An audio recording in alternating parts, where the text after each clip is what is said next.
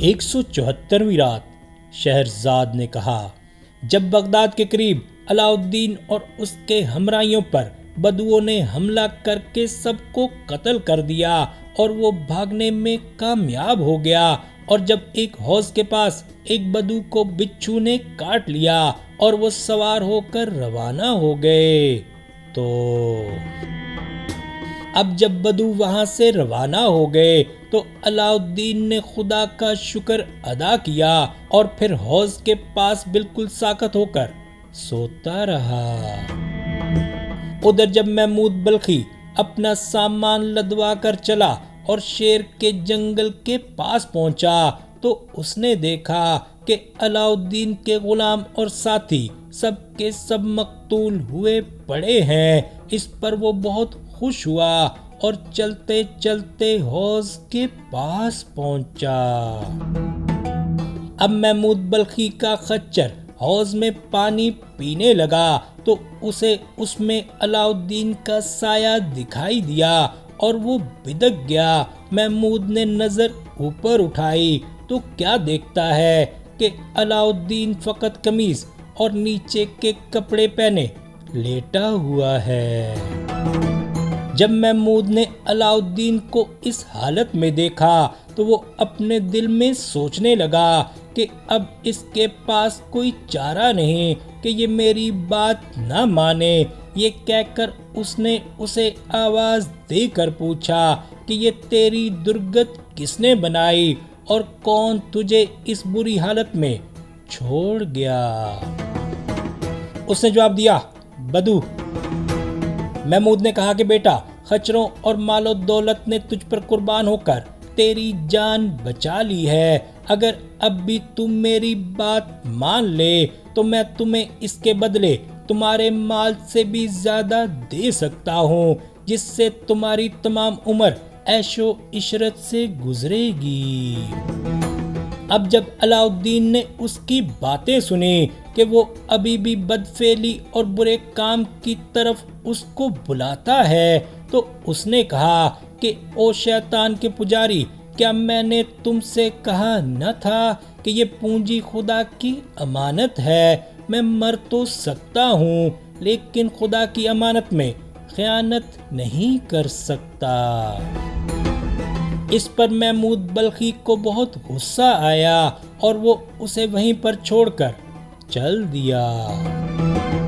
محمود بلخی کے چلے جانے کے بعد وہ وہیں پر پڑا رہا اور اپنے حال پر افسوس کرنے لگا، یہاں تک کہ سورج ڈھلنے لگا اور شام ہونے لگی۔ جب رات کا اندھیرا چھا گیا تو وہ اٹھا اور اپنی سلامتی پر خدا کا شکر ادا کیا اور ایک طرف چل دیا۔ اب خدا کا کرنا یہ ہوا کہ وہ راستے سے بھٹک گیا اور جنگل کے راستے پر پڑ گیا اور رات بھر چلتا رہا، یہاں تک کہ وہ دور جنگل میں نکل گیا اور اس کی سمجھ میں نہ آتا تھا کہ کہاں جائے، اور بھوک کی شدت کی وجہ سے ایک درخت کے نیچے بیٹھ گیا اور خدا سے مدد مانگنے لگا۔ اب اس کی نظر اٹھی تو اسے جنگلی پھلوں کے کچھ درخت اور ایک چشمہ دکھائی دیا۔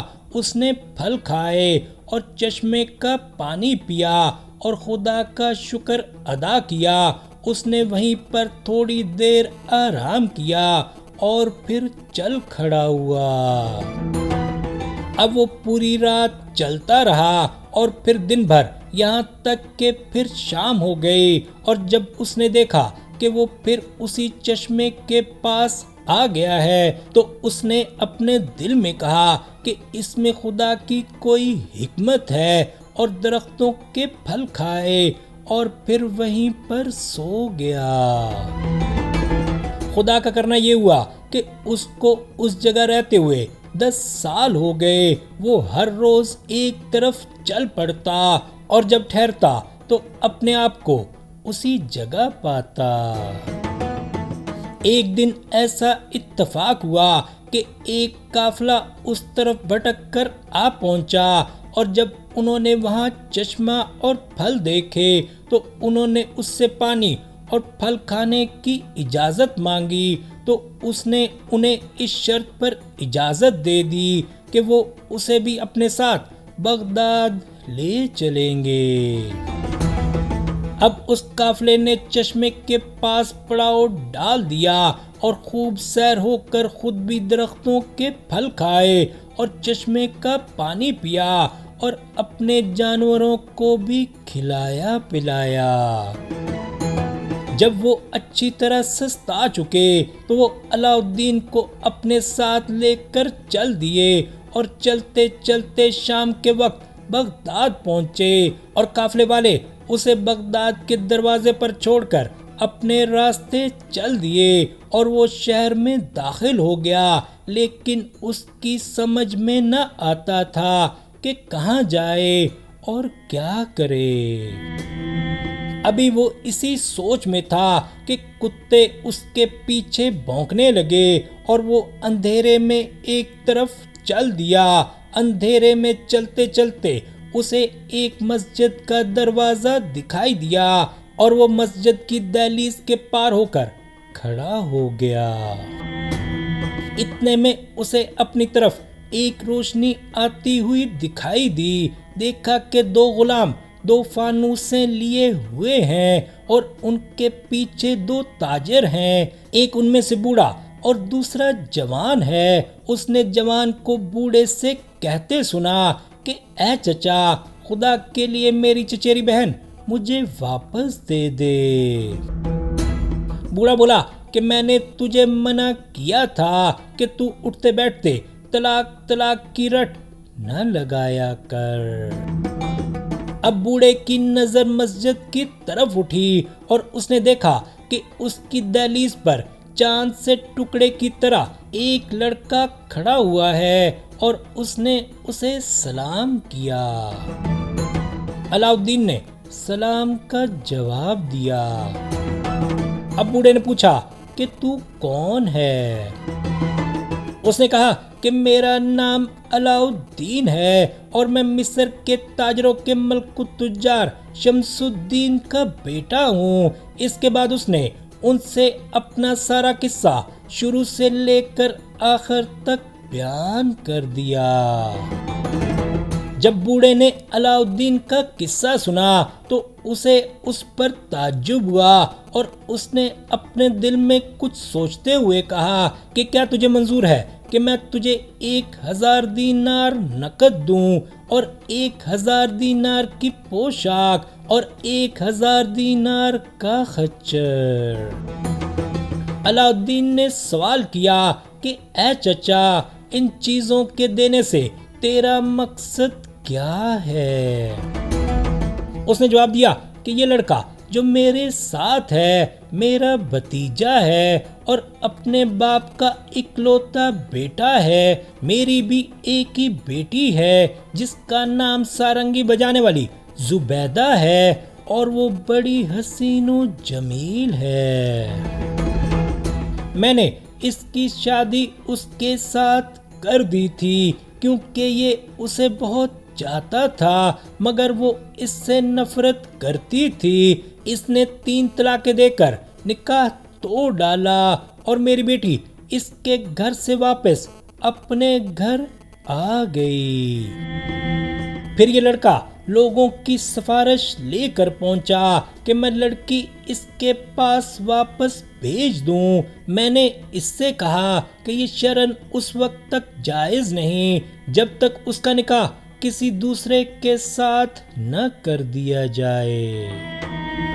اب ہم دونوں اس پر متفق ہیں کہ اس کا نکاح کسی پردیسی سے کر دیں تاکہ کوئی عیب نہ لگا سکے، اور چونکہ تو پردیسی ہے لہذا ہمارے ساتھ چل تاکہ تم دونوں کا نکاح کر دیا جائے۔ آج رات تو اس کے ساتھ ہم بستر ہو اور سویرے اسے طلاق دے دے، اس کے بدلے میں تجھے وہ چیزیں دوں گا جس کا میں نے وعدہ کیا ہے۔